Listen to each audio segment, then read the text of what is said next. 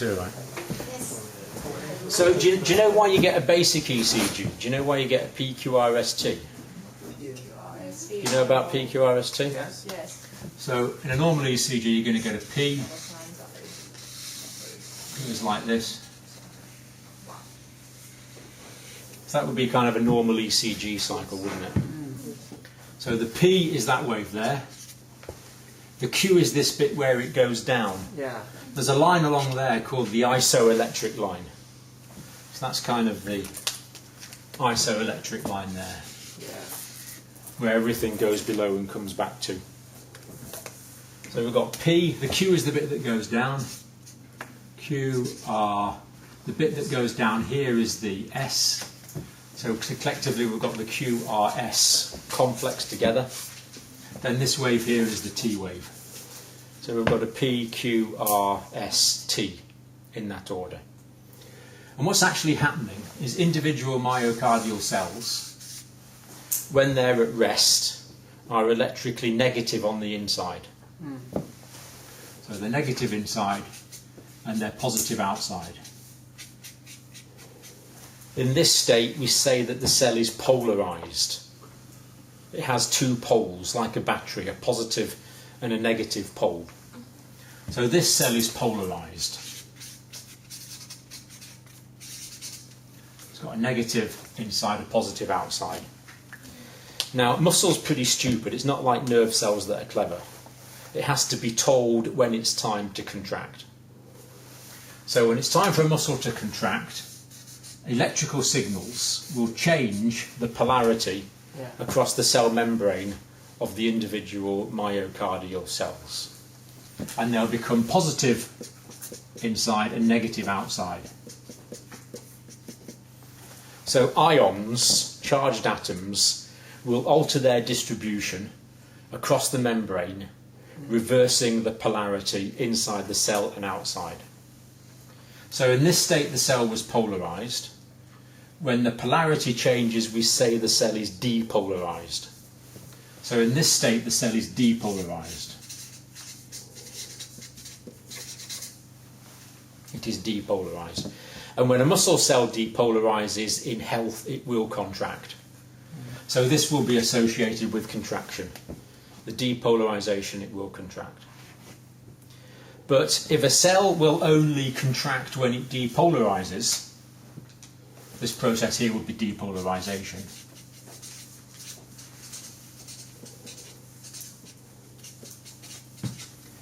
If a cell will only contract when it depolarizes, and it needs to contract again in 0.8 of a second for the next cardiac cycle, can you see if it's going to contract when it depolarizes, and it's already depolarized, in order to depolarize again, it must first repolarize. Yeah. So first of all, it has to repolarize. That process is called repolarization.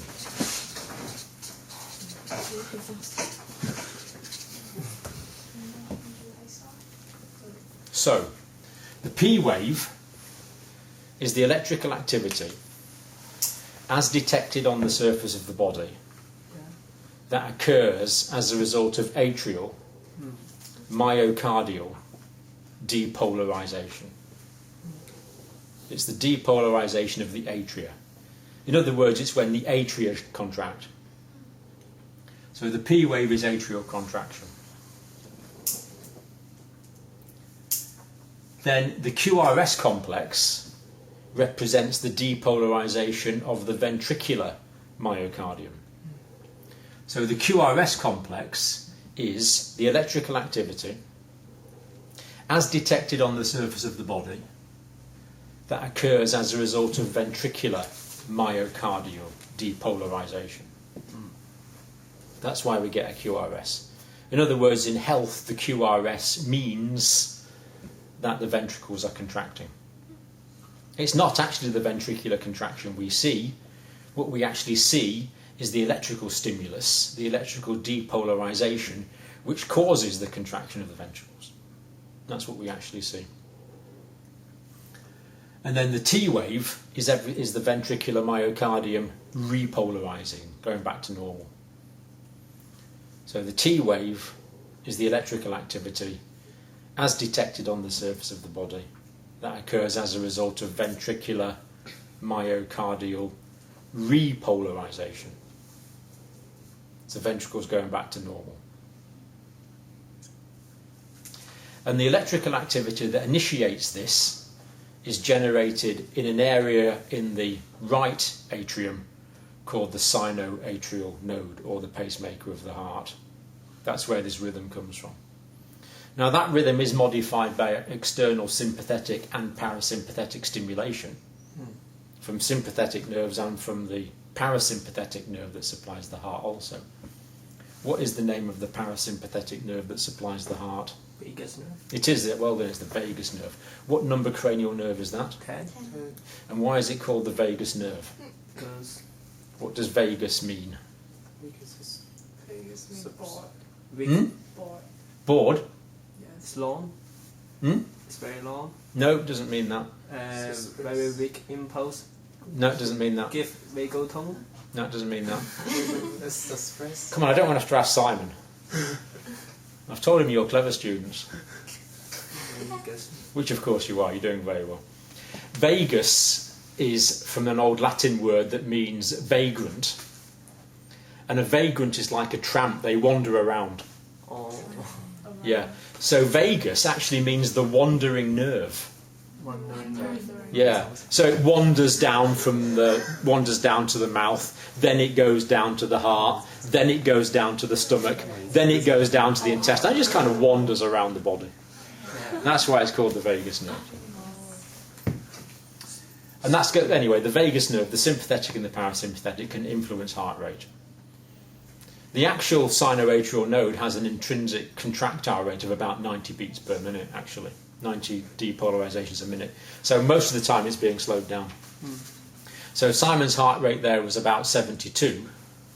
That's because his vagus nerve was inhibiting the rate of contraction of his sinoatrial node. But this lesson we're not going to do about the way the impulses go through the heart, but we are going to notice that this rhythm is generated in the sinus node, therefore it's called a sinus rhythm. That's normal. This is why we call it a sinus rhythm. So what is a sinus rhythm? Well, it has a P, a QRS and a T in the right order, and it's fairly regular. That is what a sinus rhythm is. And to have a proper sinus rhythm, the rate must be between 60 and 100 beats per minute. So physiologically, a sinus rhythm is described as a PQRST in the right order, fairly regular, with a rate between 60 and 100 beats per minute. Now, if you have a PQRST in the right order and it's fairly regular, but the rate is less than 60 beats per minute, that can still be a physiological rhythm. For example, if someone's very fit, they might always have a slow heart rate. Or when you're asleep, your heart rate can go slow. That's called a sinus bradycardia. Yeah. It's normal. Sinus bradycardia can be normal, but it's considered slow if the rate is below 60. So a sinus bradycardia has a PQRST in the right order and it's regular and the rate is less than 60. A sinus rhythm has a PQRST in the right order and it's fairly regular and the rate is 60 to 100. If you've got a PQRST in the right order and it's regular, but the rate is over 100, again, that can be physiological. If you go running, that will happen. If you're excited or afraid or an emergency situation, that will happen. And we call that a sinus tachycardia. So they're the three normal sinus rhythms. Yeah. So how can we distinguish which one is physiological and which one is pathological? Okay. Well, let's take an example of that. One example of that is the cardiac arrest rhythms, which are obviously going to be pathological. So it's worth learning 3 or 4 cardiac arrest rhythms. So the first cardiac arrest rhythm, the most common one, what's the most common form of cardiac arrest? Asystole. Asystole is a relatively rare form of cardiac arrest. You do see it in trauma especially. If someone's exsanguinated, very low on blood, you can see it, but you don't normally see. Sometimes you see asystole in coronary care situations, but not that common. Ventricular fibrillation. Ventricular fibrillation is the most common. And this looks like this. Yeah. So there's polarization and depolarization, but the ventricles are just doing this. Yeah. So put your hands together like this. Right, this is ventricular fibrillation. Go on, otherwise you'll forget. No, try it, you'll forget otherwise. Because you've got to teach the junior students this. Yeah. And that's a fairly coarse ventricular fibrillation. Yeah. And you can see what it's doing, can't you? The whole thing's fibrillating. And of course that's associated with no cardiac output. But over time this tends to become finer like this. You get a fine ventricular fibrillation. So this is coarse ventricular fibrillation. Come on, Simon, do the actions, please. Right, coarse ventricular fibrillation. Right. This is fine ventricular fibrillation. Yeah, it's not moving as much. Yeah. And clinically it's important to know because it's very easy. If someone's in fibrillation, can you see you need to defibrillate? Yeah. Get it right. Make sure they are in ventricular fibrillation. They'll also be unconscious and they'll have no pulse. Fine ventricular fibrillation, it's harder to shock them.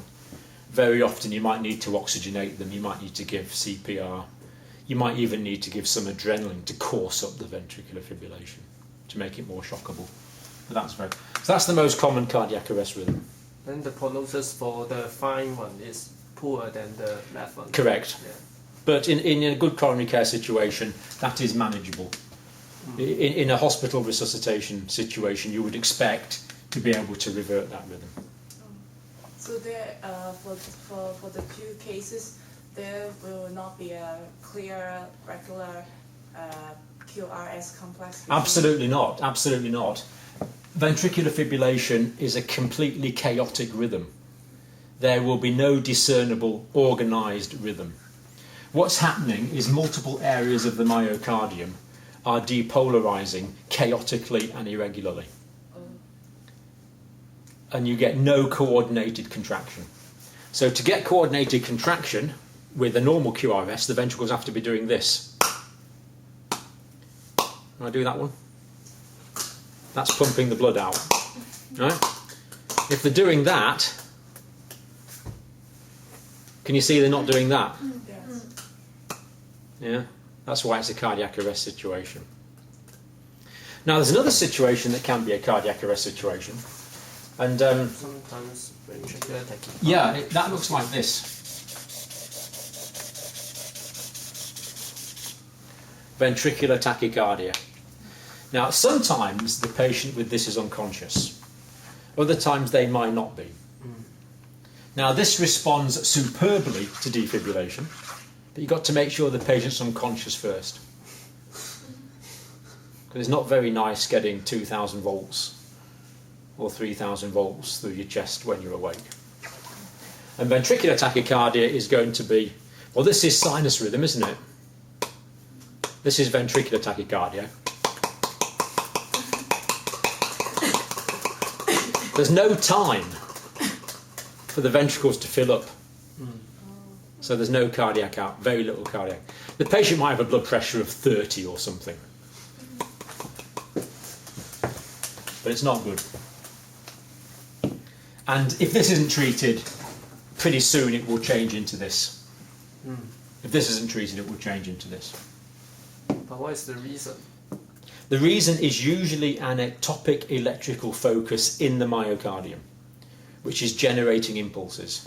So there's a pathological lesion in the ventricular myocardium that's generating electrical impulses more quickly than the impulses are coming from the sinoatrial node. So it's taking over. It's what we call an ectopic electrical focus. Ectopic means something is in the wrong place. Like an ectopic pregnancy is in the fallopian tubes, isn't it? It's in the wrong place. So if there's a pathological electrical focus in the ventricular myocardium, that can start generating waves of depolarization. The rest of the ventricle will try and copy. It will move across the ventricular myocardium, which is physiologically called a syncytium, and the whole thing will start contracting pathologically. So normally, the most common in my experience of this, and this indeed, is areas of abnormal electrical activity in the myocardium usually caused by myocardial infarction. A myocardial infarction, of course, is caused by coronary arterial thrombosis, which is usually caused by unstable, destabilized atheromatous plaques. And atheromatous plaques is caused by bad diet, smoking, and all the things that we don't do because we're clean living. It's also genetic, though, so anyone can get it. Right, another cause of cardiac arrest is asystole. Now, A means without, systole means cardiac contraction. So this is a normal rhythm, that's sinus rhythm. This is coarse ventricular fibrillation. This is fine ventricular fibrillation. This is ventricular tachycardia. This is asystole. Watch really carefully.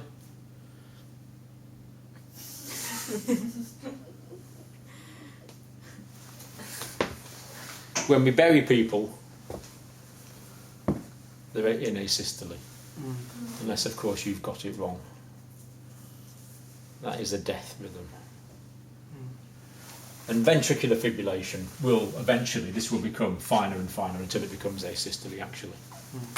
So eventually, all of us will end up in asystole. I hope it's a long, long time, but eventually we're all going to go into asystole. And clinically, this is hard to revert. You need to treat the causes of asystole. So in trauma, for example, if it's caused by exsanguination, if it's caused by an acute hypovolemia, we need to get some fluid into them pretty quick and then try and restart the heart. We need to do CPR to oxygenate the myocardium and the brain. We often need to give adrenaline because the only chance of getting a patient back from asystole is to get them back into a ventricular fibrillation. We have to irritate the myocardium enough to get it back into ventricular fibrillation, then we can shock them. And it doesn't happen very often. Usually this is irreversible. Having said that, I think I did get one patient back from asystole once. But maybe it wasn't asystole, maybe it was just a very fine ventricular fibrillation. So they're examples of cardiac arrest rhythms. Now, a normal ECG, as we've seen, has got the PQRS and the T wave. That's normal.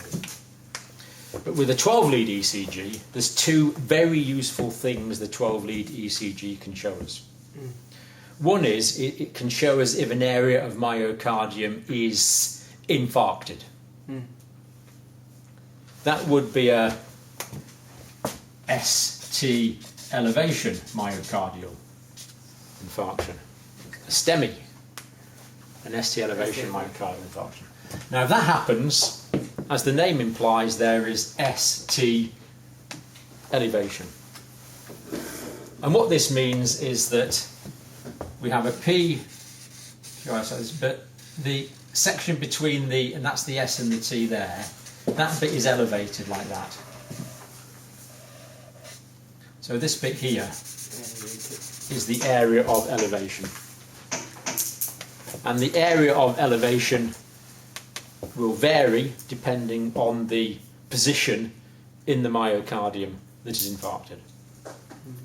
So if we've got a 12-lead ECG, from that we can work out whereabouts in the myocardium the infarction is, whether it's an inferior myocardial infarction, an anterior lateral myocardial infarction, or whatever it is. But it's So, just sorry to interrupt. Fine. But is it the ECG just can reveal there is presence of STEMI, but not accurately which part of the heart is? No, it can accurately tell which part of the heart it is. By the timeline? No, by the leads that the ST elevation occurs in. Oh. So remember we said that you're looking at the heart from different directions. AVR, AVL, AVF, 1, 2, 3, 1, 2, 1, 2, 3, 4, 5, 6. So you're looking at the heart from lots of different directions.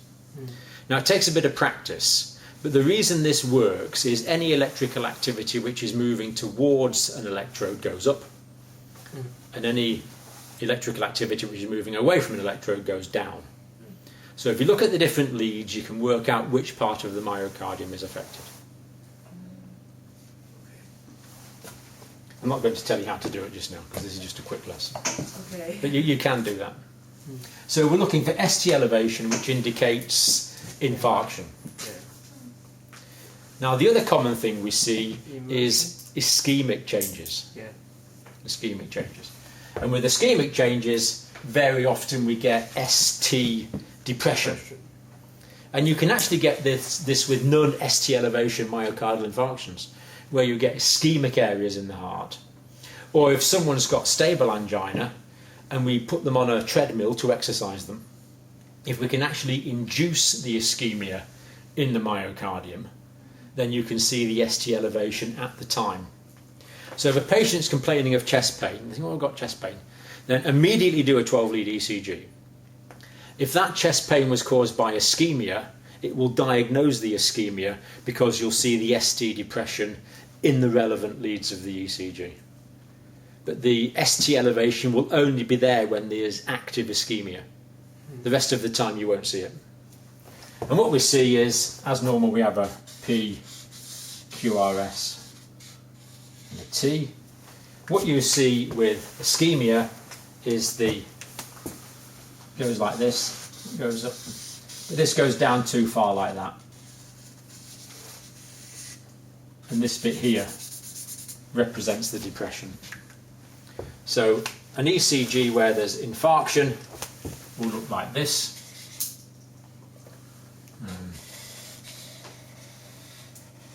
That will be infarction, ST elevation. Ischemia will look like this.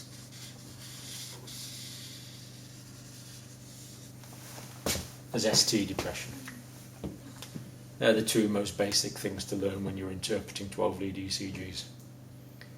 So rhythms, it's very good to look for, is there PQRSTs or is there a cardiac arrest rhythm? There's many other rhythms as well, of course. Another common one that we see is atrial fibrillation. In atrial fibrillation, the atria are fibrillating, but the ventricles aren't. And what we see is, we see the atrial fibrillating there, and then we just get irregular QRS complexes. It's an irregular rhythm, and we get an irregular pulse as the atria fibrillate. It's not sinus rhythm because there's no P wave, because the atria are fibrillating, they can't generate a P wave. And it's not sinus rhythm because it's not regular, it's irregular. There's no PQRST in the right order and regular. There is a QRS. If there wasn't a QRS, the patient would be in cardiac arrest. But there's no P, and the QRS, the PQRS don't follow in a logical order. In fact, there is no P wave. So what you need to do is practice lots of normal ECGs in each other, look at normal rhythms, and then when you do abnormal ones, you'll see that the abnormal ones are different. And with a bit of practice, you can work out where in the heart the ischemia or the infarction is occurring. I wanted to ask how about when doing CPR, how you get a normal wave in the cardiac monitor? Right. If you do CPR, you won't get a normal wave on the cardiac monitor. What you'll actually see on what you'll actually see on the ECG is a bit of a mess. You'll get a lot of electrical interference on the ECG, and you'll also probably be able to see the underlying rhythm that the heart is in. But what you will get with CPR is you've got the vertebrae there, you've got the sternum on top, and you're squashing the heart in between. That means the heart contracts and then is able to relax again. So if you're doing good CPR, you won't get a PQRST rhythm, but what you will get is a cardiac output. So if you're doing good CPR, you will get a carotid pulse and you will get a femoral pulse. But it's caused by the compression of the heart between the sternum and the thoracic vertebral column. You don't get the normal electrical activity because the patient's actually electrically, they're in a cardiac arrest. Just like the cardiac monitor will still show a VF or something like The cardiac monitor will just show electrical interference. Yeah, that's all it will show. There is another cardiac arrest rhythm where you actually get a rhythm that looks normal. Because sometimes the electrical activity in the heart can carry on, but there will be no associated cardiac output. Again, this tends to happen in severe hemorrhage. It does happen in some coronary care situations as well. That's called pulseless electrical activity, where you get the electrical activity but no pulse. So when we're assessing patients, what we've got to do is always compare the ECG with the way the patient looks and with the patient's pulse. You've always got to take them together. The ECG is not a way of assessing patients, it's only a little bit of a way of assessing patients. It's only part of the whole clinical picture. The most important thing in assessing a coronary patient is the colour of their face, how alert they are, what kind of pulse they've got. Then this is a little bit of help as well. But it's not a substitute for your clinical judgment. The most important thing you can learn is your clinical judgment. Machines are only for fun. They help a little bit. But why there is no pulse for PEA? There is no with pulseless electrical activity, there is no pulse, but there is a PQRST. Why?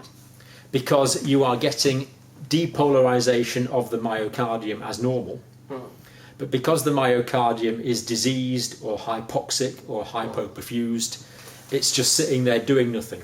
The muscle is unable to respond to the electrical activity. And again, that's quite a dangerous arrest rhythm. If someone's in pulseless electric activity, you've got to treat the underlying cause of the pulseless electrical activity, treat it basically as an asystole, hope you can get them back into ventricular fibrillation, and only then can you shock them. But again, it's often associated with a poor prognosis. But because it happens quite a lot in trauma, and it's often young people, we make exhaustive efforts to try and get them back again. So we'll give them blood transfusions, we'll give them fluid, we'll give them CPR, we'll give them adrenaline, and we'll try and shock them. And in the worst case scenario, we'll open their chest and do... That's what they used to do in the old days. Yeah. I think it was in the Korean War. When someone's heart stopped, they used to have to open the chest and put the hand in and squeeze the heart. Then someone thought, ooh, why do we have to do that? Why can't we just squash it between the sternum and the vertebrae? And that's when CPR was invented. Oh, I see. Yeah. But it's a dangerous strangulation of blood vessel when you just open somebody's chest and squeeze their... Well, opening the chest is associated with many complications. Yeah. But the major vessels of the mediastinum, you can grab the heart without compressing the major vessels in the mediastinum. That can be done. That can be done. But we'll do that as an advanced trauma course. We won't do that today. But it can be done. Yeah, but you don't CPR. No, more questions. This is good. I like questions. Go on. Really? Yeah. Is the atrial myocardial depolarization be seen in the ECG programs? Absolutely. The reason you're getting the ECG is because of the myocardial depolarization. But is it? There is anything related to the atrial depolarization? Yes, the P wave is atrial depolarization. Oh, now I know what you're asking. You're asking is there atrial repolarization? Oh, yes. That's what you meant to ask, isn't it? It's mastered by the QRS complex. Absolutely, yeah. Is it matched? The answer is yes, you do get one. But it occurs just here. Like that. Okay. And you don't see it because the phrase is... So that's the atrial depolarization. That's the atrial repolarization. It's a very good question. You knew the answer already, but the question is a good one. Why don't you see atrial repolarization? And the answer is it's there. That's when it occurs. So you don't see it because the QRS is going on at the time. What we say is that the repolarization wave of the atrial myocardium is buried in the QRS complex, so you don't see it. So for the tachycardia of the ventricles, there is also a clear QRS complex between. In ventricular tachycardia, these are QRS complexes. All of them. They are, but they're described as web complexes. They are wide, they're early, and they are bizarre. They are not physiological QRS complexes. And there is no time for effective ventricular filling, so they're associated with a significantly reduced cardiac output. This patient will either go into immediate cardiogenic shock, or they will actually be unconscious. Actually, if they're unconscious, it's good, because if you shock them, the first time you shock them, this reverts back into sinus rhythm. This is the easiest one to treat. If they're still awake, you have to sedate them and then shock them. Well, that's the safest way to do it anyway. Then for patient with MI, the P wave and QRS complex will also change? No. MI, if it's a non-ST elevation myocardial infarction, this will look normal or show ischemic changes. If it's an ST elevation myocardial infarction, you'll get the ST elevation, so that will alter the shape of the QRS complex, but you're still going to get one. If you don't get one, that means the heart's not contracting, that means you've no cardiac output, that means you've no blood pressure. And that, by definition, if you've got zero blood pressure, by definition that would become a cardiac arrest situation. How about when you're getting, usually we have one ectopic focus, or just like you have many? Okay, yeah. You can get ectopic beats in a normal ECG. And that can be a physiological ectopic focus which gives off an ectopic beat. Sometimes we call them ventricular ectopics. And in older people they become more common. And in coronary care situations we describe those as being normal. It would only become abnormal if you had a few together and the patient might become acutely hypotensive. But to get a few ectopic beats from time to time, especially in older people, we consider that normal. Many people do it.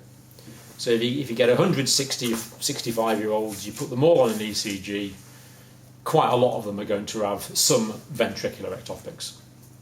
But most of the time the patient won't be aware of it, so we'll count them as normal. It only becomes abnormal if it's caused by some cardiac pathology. We're more concerned if there's a lot of them in younger people.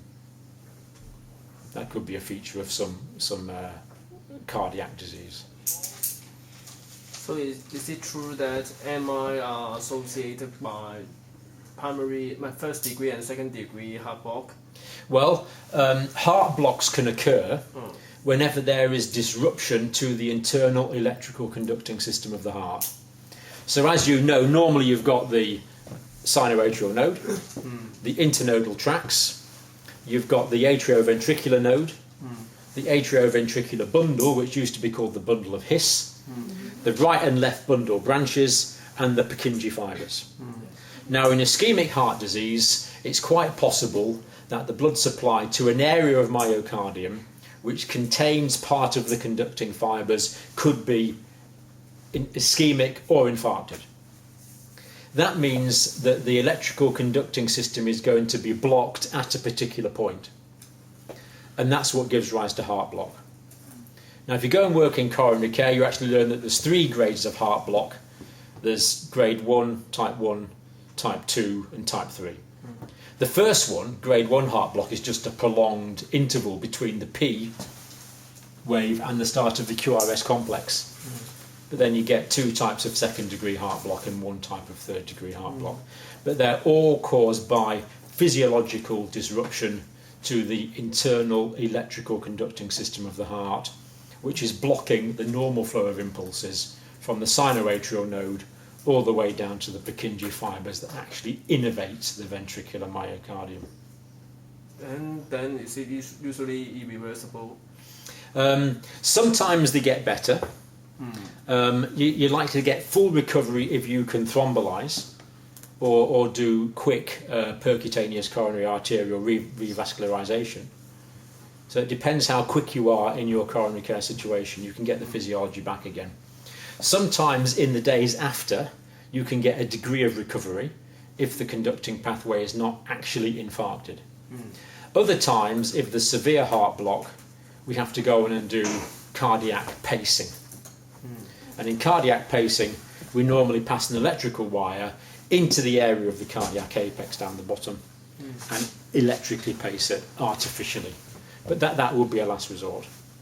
So the key thing with ischemic heart disease is to give thrombolysis or PCI as quickly as you can and prevent the areas of myocardium which contain the conducting tissues from infarcting in the first place. You've got to be quick. Just do whatever's quickest. If you can do PCI quick, do it. If it's going to take half an hour to set up PCI, thrombolyze them if you can do it in 2 minutes. Well, the standard in this country is 30 minutes instead of chest pain, right, to a needle in the arm to thrombolyze them. It doesn't always happen. It doesn't always happen, and if your immediate response would be to give them 300 milligrams of aspirin. Give some aspirin as well, yeah. But if you can do it in 3 minutes, it's better. Yeah. Oh, absolutely. That will improve the prognosis. It's how quick you can do it. Good. 11:30 already. One more question. Yep. In the case of ST elevated MI, the graph is elevated. The ST segment is elevated, so that would be ST elevation MI. Yes, is it because the myocardial is unable to do the repolarization? It's a very good question. What you're asking is why does an infarction generate an area of ST elevation? Yes. That's what you're asking. Right, the answer is quite complicated. The answer is that if an area of myocardium is infarcted, there's not going to be any electrical activity in that area. So what you're actually seeing when you look through that direction is the opposite wall of the heart. So the heart's got two walls like that. Normally the ECG would be seeing that wall, but now you have a dead bit in that wall. There's a dead bit, so there's no electrical activity there. So what you're actually seeing is the other wall. It's the activity in the other wall. What we say is an infarction is an electrical window. You're actually looking straight through it to the other wall. So the reason you actually get the ST elevation is it doesn't actually come from the infarcted area. It comes from the fact that the infarcted area is an electrical window, and you see straight through that to other functioning areas of the myocardium. That's a very good question. Thank you. Very good question. It was the last one, though. Yes. Right, okay. Thank you. Right, Simon's going to talk to you now. No, You get those video